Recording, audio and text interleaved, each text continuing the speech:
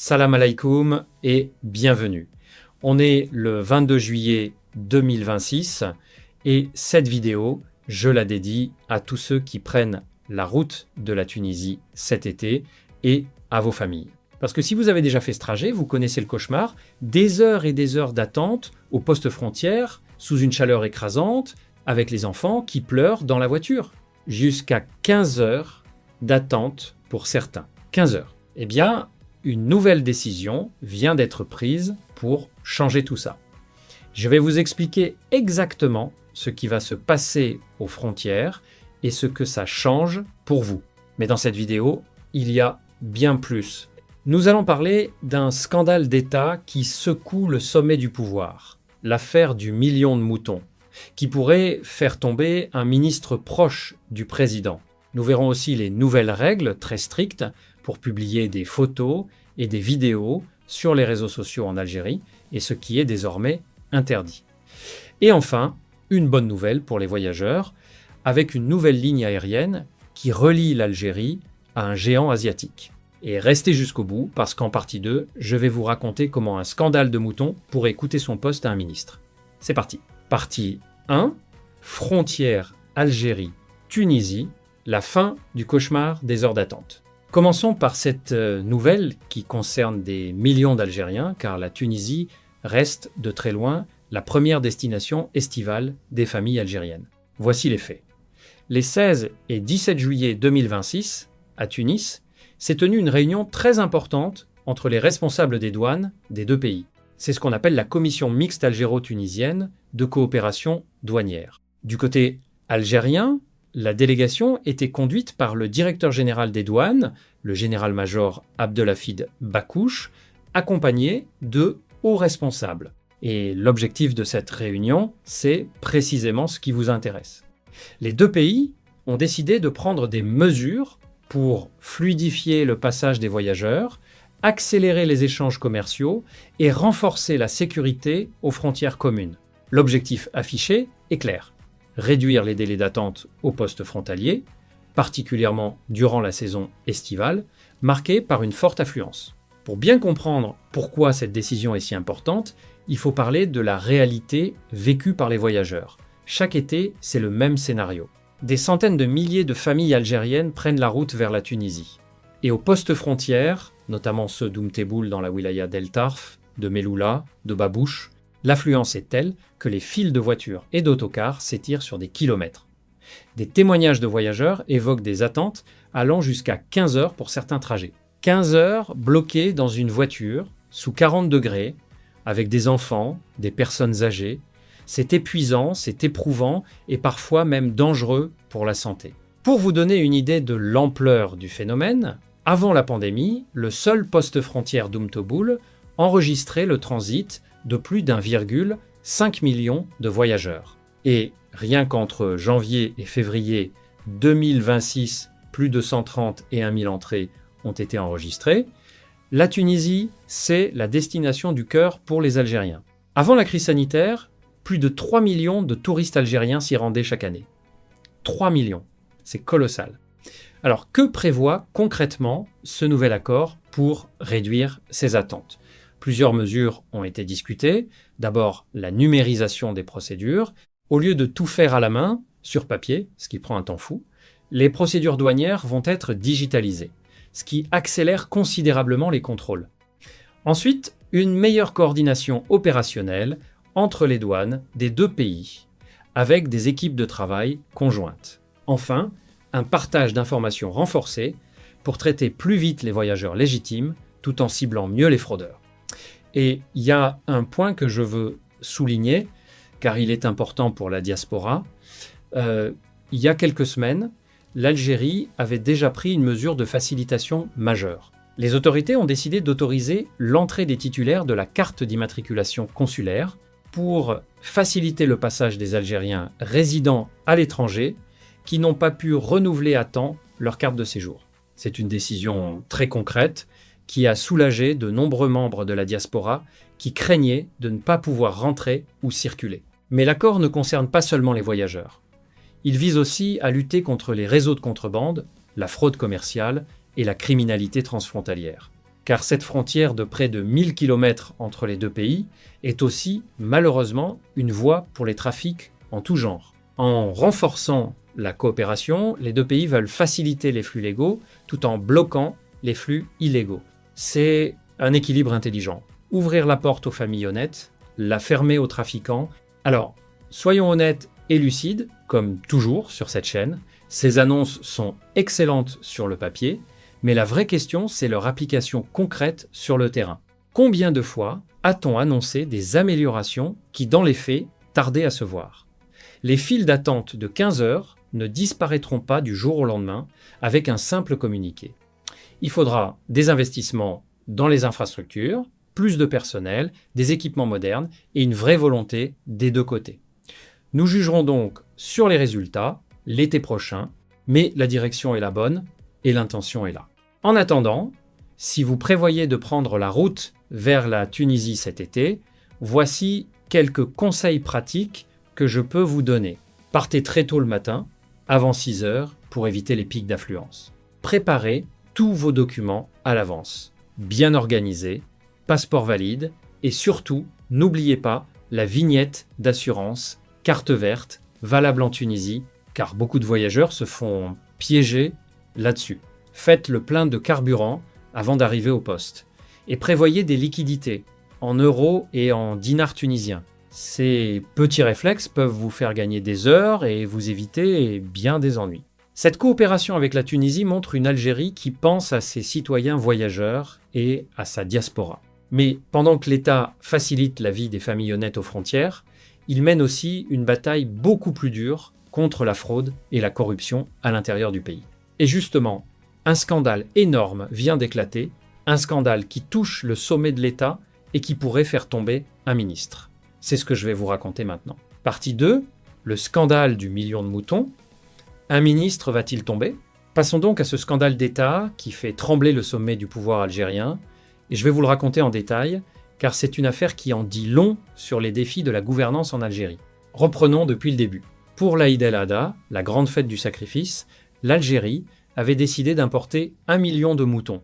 L'objectif était louable et social, répondre à la forte demande des familles et faire baisser les prix pour que chaque famille algérienne puisse accomplir le rite du sacrifice sans se ruiner.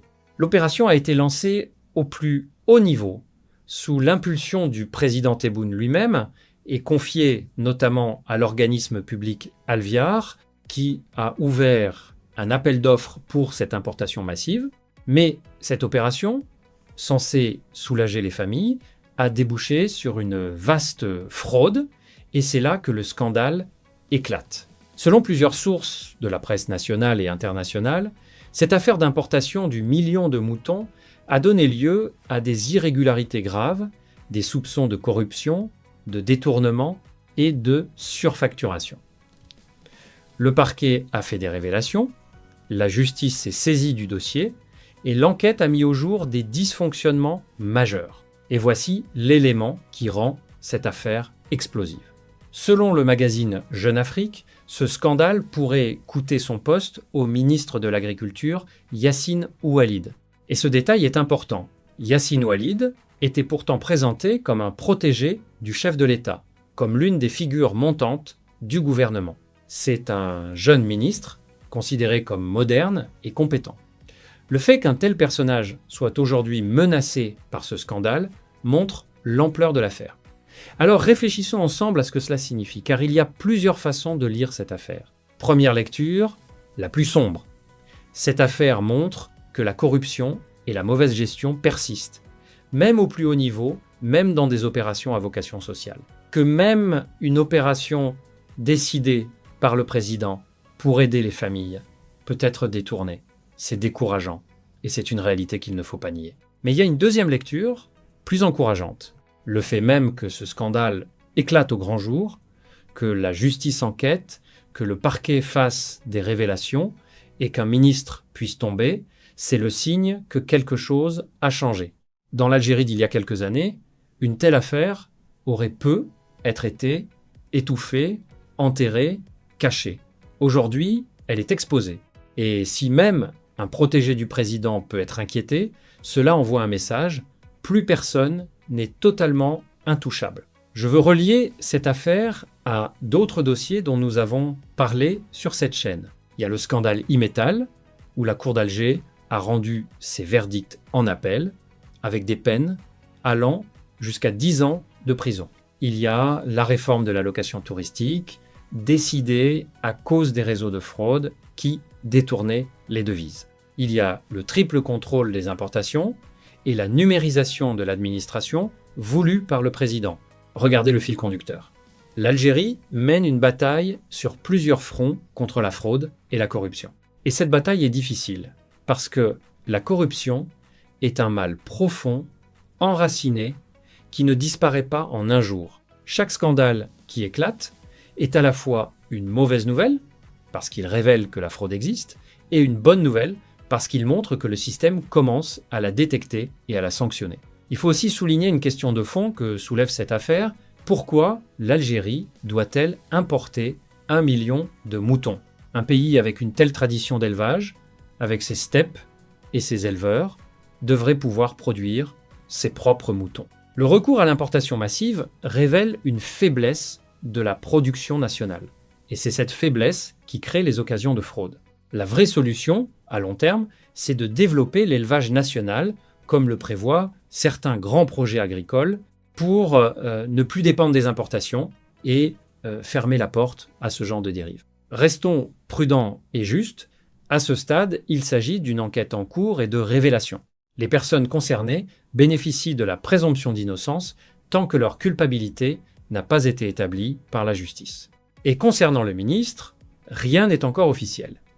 Ce sont des informations de presse sur un possible remaniement. Nous suivrons cette affaire de près et nous vous tiendrons informés avec rigueur et sans sensationnalisme. Mais ce qu'il faut retenir, c'est le signal. En Algérie, les grandes fraudes ne restent plus dans l'ombre. Et cela, même si le chemin est long, va dans le bon sens. Car un pays qui veut se développer, attirer les investisseurs, gagner la confiance de ses citoyens, doit d'abord assainir sa gouvernance. C'est un combat vital. Partie 3, réseaux sociaux, les nouvelles règles qui changent tout. Le 3e chapitre de cette vidéo concerne un sujet qui touche absolument tout le monde, puisque nous sommes tous aujourd'hui sur les réseaux sociaux. L'Algérie vient d'introduire de nouvelles règles concernant la publication de photos et de vidéos sur les réseaux sociaux. Et il est important que vous les connaissiez. De quoi s'agit-il exactement? Les nouvelles dispositions visent à encadrer la publication de contenu, en particulier les photos et les vidéos qui montrent des personnes sans leur consentement. Le principe central, c'est la protection de la vie privée et du droit à l'image. Autrement dit, on ne peut plus filmer ou photographier n'importe qui, n'importe comment, et le publier sur Facebook, TikTok ou Instagram sans autorisation. Pourquoi cette mesure? Parce que nous avons tous vu les dérives. Des gens filmés à leur insu dans la rue, dans les magasins, lors d'accidents ou de disputes, et exposés publiquement, parfois humiliés, devant des milliers de personnes.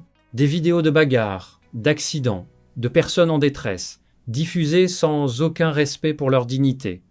Des enfants filmés et exposés sans l'accord de leurs parents. Ces pratiques peuvent détruire des réputations, des vies et causer des souffrances immenses. Rappelez-vous, dans une vidéo précédente, nous avons parlé de l'affaire de la pastèque, où une simple rumeur diffusée sur les réseaux avait provoqué une panique nationale et ruiné des agriculteurs. Nous avons vu le pouvoir destructeur des fausses informations et des contenus irresponsables. Ces nouvelles règles s'inscrivent dans la même logique. Responsabiliser l'usage des réseaux sociaux. Concrètement, qu'est-ce qui change pour vous?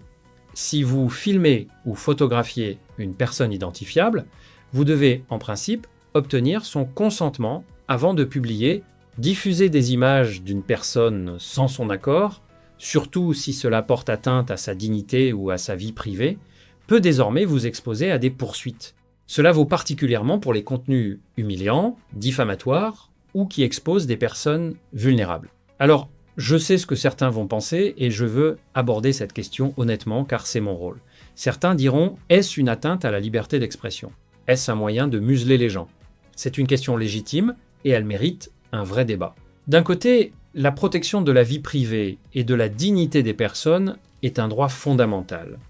On ne peut pas accepter que n'importe qui soit filmé et humilié publiquement sans recours. Les victimes de ces pratiques, souvent des gens ordinaires, ont le droit d'être protégés. De ce point de vue, encadrer ces publications est une bonne chose, une avancée pour le respect et la dignité. D'un autre côté, il faut veiller à ce que ces règles ne servent pas à empêcher les citoyens de documenter des abus, de dénoncer des injustices ou d'exercer leur liberté d'expression légitime. Filmer un abus de pouvoir, une injustice, un dysfonctionnement d'un service public, c'est parfois d'utilité publique. L'équilibre est délicat et tout dépendra de la façon dont ces règles seront appliquées. La clé, c'est le discernement. Protéger la dignité des personnes, oui, absolument. Empêcher les citoyens de s'exprimer et de dénoncer, non. La frontière entre les deux doit être clairement définie et respectée. C'est un débat que connaissent toutes les sociétés modernes, partout dans le monde, à l'ère des réseaux sociaux et des smartphones. L'Algérie n'échappe pas à cette réflexion universelle. Ce que je vous conseille, en attendant, c'est le bon sens et le respect. Avant de publier une photo ou une vidéo où apparaît quelqu'un, posez-vous une question simple. Est-ce que j'accepterais qu'on publie ça de moi, ou de mon enfant, ou de mes parents? Si la réponse est non, ne le publiez pas. Le respect de la dignité d'autrui, ce n'est pas seulement une question de loi. C'est une question d'éducation, de valeurs et de foi.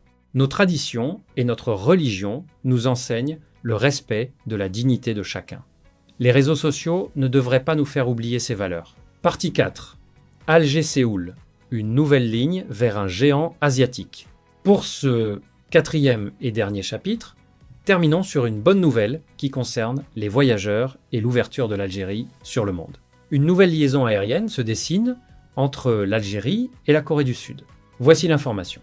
Séoul et Alger se sont accordés sur des droits de trafic aérien allant jusqu'à 4 vols par semaine entre les deux pays. C'est une avancée concrète dans les relations entre l'Algérie et la Corée du Sud, l'une des plus grandes puissances technologiques et industrielles du monde. Pourquoi cette ligne est-elle intéressante?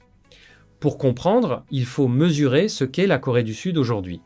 C'est un géant économique, la 4e économie d'Asie, une puissance mondiale dans l'automobile avec Hyundai et Kia, dans l'électronique avec Samsung et LG, dans la construction navale et dans les technologies de pointe. Se connecter directement à un tel pays, c'est ouvrir des portes considérables, et cela s'inscrit dans une stratégie que nous suivons de près sur cette chaîne, l'ouverture aérienne de l'Algérie sur le monde. Rappelez-vous, nous avons parlé récemment de l'acquisition par Air Algérie de 10 à 8 nouveaux avions, de l'ouverture prochaine d'une ligne directe Alger-Berlin, de nouvelles lignes vers Varsovie. Et maintenant, la Corée du Sud. L'Algérie tisse méthodiquement un réseau de connexions aériennes avec les grandes puissances économiques mondiales. Ces liaisons aériennes ne sont pas de simples commodités pour voyageurs, elles sont des artères économiques. Une ligne directe entre Alger et Séoul, cela veut dire des hommes d'affaires qui peuvent se déplacer facilement, des investisseurs coréens qui viennent en Algérie, des étudiants et des techniciens qui circulent, des échanges commerciaux facilités. Quand on sait que la Corée du Sud investit déjà dans plusieurs pays d'Afrique du Nord, cette connexion aérienne pourrait ouvrir la voie à des partenariats industriels majeurs. Il faut aussi rappeler que la Corée du Sud est déjà présente en Algérie. Dans le secteur de l'énergie, des entreprises coréennes participent à des projets. Dans l'automobile, la Corée est un acteur mondial que l'Algérie cherche à attirer dans la lignée de ce qui se fait avec Fiat et Opel. Cette nouvelle ligne aérienne pourrait renforcer tous ces liens. Cette ouverture vers la Corée illustre, une fois de plus, la diplomatie du multi-alignement de l'Algérie dont nous parlons souvent. L'Algérie ne se lie exclusivement à personne. Elle coopère avec l'Europe pour le gaz, avec la Chine pour les infrastructures, avec la Russie pour les mines, avec l'Allemagne pour l'automobile et l'hydrogène, avec l'Inde pour la pharmacie, et maintenant, elle renforce ses liens avec la Corée du Sud pour la technologie et l'industrie. Chaque partenaire apporte quelque chose de spécifique, et l'Algérie garde sa liberté et son indépendance en ne dépendant d'aucun. Pour la diaspora et les voyageurs, chaque nouvelle ligne aérienne est une bonne nouvelle. Plus de connexions, c'est plus de choix, potentiellement des prix plus compétitifs et une Algérie mieux relié au reste du monde. Le pays sort de son isolement aérien et se positionne comme un carrefour entre l'Afrique, l'Europe, le Moyen-Orient et désormais l'Asie. Bien sûr, restons mesurés, 4 vols par semaine, c'est un début, pas encore un pont aérien massif, et il faudra que ces liaisons soient économiquement viables, bien remplies, à des prix abordables. Mais la dynamique d'ouverture est réelle, et elle est cohérente avec l'ambition de l'Algérie de devenir un acteur économique de premier plan, connecté au monde entier. Voilà pour ce grand tour d'horizon de l'actualité algérienne en ce 22 juillet 2026. Récapitulons les points essentiels. L'Algérie et la Tunisie ont décidé, lors d'une réunion de leurs douanes les 16 et 17 juillet, de prendre des mesures pour fluidifier le passage aux frontières et réduire les interminables files d'attente qui peuvent atteindre 15 heures en été. Une excellente nouvelle pour les millions de familles algériennes qui prennent la route de la Tunisie, même si nous jugerons sur les résultats concrets. Le scandale de l'importation du million de moutons de l'Aïd s'aggrave, au point de menacer le poste du ministre de l'Agriculture, Yassine Oualid, pourtant présenté comme un protégé du président. Une affaire qui révèle à la fois la persistance de la corruption et en même temps la volonté de la justice de la débusquer, même au sommet. L'Algérie a introduit de nouvelles règles pour encadrer la publication de photos et de vidéos sur les réseaux sociaux, afin de protéger la vie privée et la dignité des personnes, un progrès réel qui devra toutefois préserver la liberté d'expression légitime. Et une nouvelle ligne aérienne se dessine entre Alger et Séoul, avec jusqu'à 4 vols par semaine, confirmant l'ouverture croissante de l'Algérie sur les grandes puissances économiques mondiales. La Tunisie, les moutons, les réseaux sociaux, la Corée, 4 sujets très différents, mais une même Algérie, un pays qui cherche à faciliter la vie de ses citoyens et de sa diaspora, qui se bat contre la corruption, qui encadre les nouveaux usages et qui s'ouvre sur le monde, avec ses avancées et ses zones d'ombre, sans rien cacher. Merci d'avoir suivi cette vidéo jusqu'au bout. Si elle vous a appris quelque chose, likez, abonnez-vous et partagez-la, en Algérie comme dans la diaspora. Et surtout, partagez la partie sur les frontières avec la Tunisie, avec vos proches qui comptent voyager cet été. Dites-moi en commentaire, avez-vous déjà vécu ces heures d'attente à la frontière tunisienne et que pensez-vous du scandale des moutons? Votre avis m'intéresse. On se retrouve très bientôt pour continuer à suivre ensemble, avec passion et honnêteté, cette Algérie qui avance